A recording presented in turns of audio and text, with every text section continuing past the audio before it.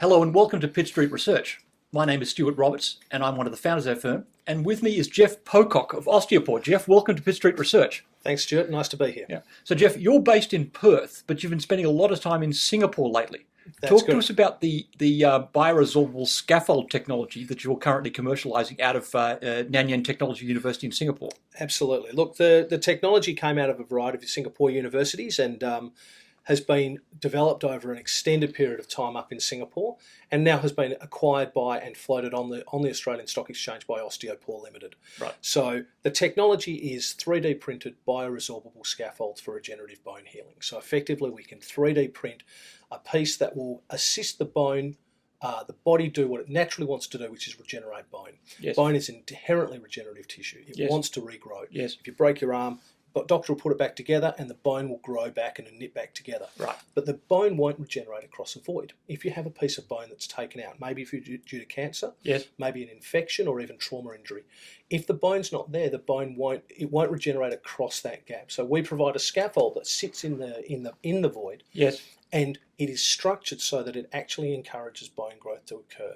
And that occurs because it's 3D printed. Yes. Because we can 3D print this product, we can create micro-structured pore structures, micro pores, Yeah. all the way through it. So reflecting the microenvironment of the bone that you're trying to rebuild, right? Absolutely. Right. Biomimetic scaffolding is what we call it. And it's Yes. exactly that. You're mimicking that scaffolding environment that bone would normally be in. And that then gives the body the ability to regenerate initially blood vessels and other tissues, revascularization of the area, Yes. and then through that you start seeing natural bone growth occurring. And the product is made out of a polymer called polycaprolactone. Yes. That is bioresorbable. Yeah. It's the material. Scaffold goes away when you don't need it anymore, right? Absolutely. Within Right. about 2 years, that scaffold has completely disappeared and been bioresorbed, and now you're left with just natural, healthy bone tissue. And that has huge therapeutic impacts for the patient because you have no complication rates associated with foreign materials left in the body. Right. Now, you're FDA approved with this technology, and presumably CE mark's not far behind. We actually have got CE mark okay, approval good, as well. yeah. So we have regulatory approval to take the products into those major markets. So the total market for these products is in the order of about $4 billion a year.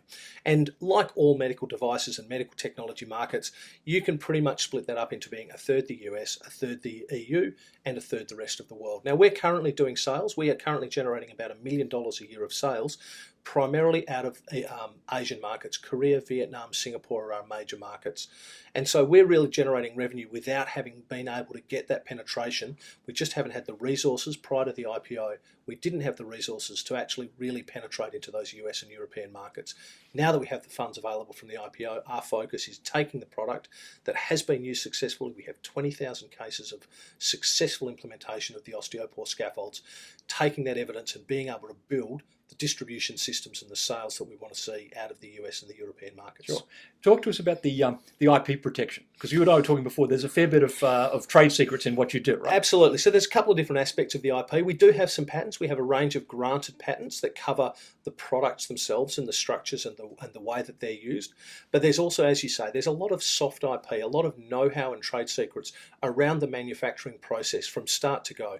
So we can take, for a customised product, you would have a patient maybe in a road traffic accident, or maybe a piece of bone that has been a significant amount of bone that's been degraded due to an infection or cancer.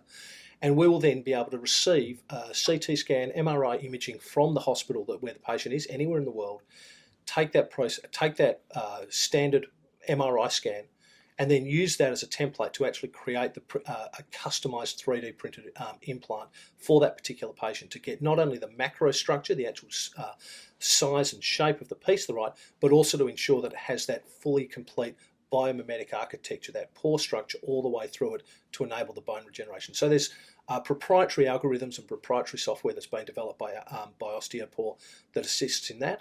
And then also the actual material itself. Polycaprolactone is not an easy material to 3D print. It's not particularly thermally stable, and therefore you need to be very careful in the way the polymer is formulated and the way the effectively the settings and the way that the material is printed to actually make sure that you're getting a product. And all of that is, again, proprietary and confidential information to Osteopore that provides a pretty significant barrier to entry. This is not easy material. This would not be easy work to replicate. Sure. So imagine we're having this conversation in November 2019. Imagine it's November 2020. What do you hope to have achieved by then? Well, by that stage, I'd expect us to have started to see a real shift in our sales profile. We'd have been able to secure the distribution agreements, in particular in the US market, have secured the TGA approval that we need to get into the Australian market. And by this time next year, expect to see a real significant change in the revenue profile of the company. And at the moment, as I say, we're currently generating about $1 million a year of sales. We know from looking at the ASX that the market will re-rate the company as its sales get up to sort of $5-10 million or more. And the upside at those sort of valuations and those sort of revenue numbers is very significant from where we are today.